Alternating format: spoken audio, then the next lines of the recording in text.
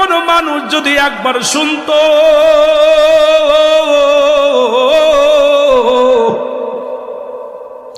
এই দুনিয়ার মানুষগুলো হাত ফেল করে মারা যেত।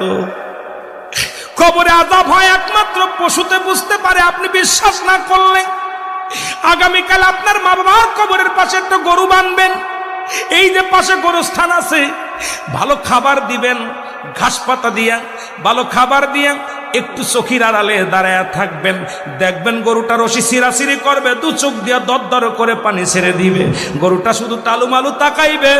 কারণ কবরে আযাব একমাত্র দানব এবং মানব বুঝতে পারে না, তাছাড়া সব প্রাণী বুঝতে পারে কবরে আযাব।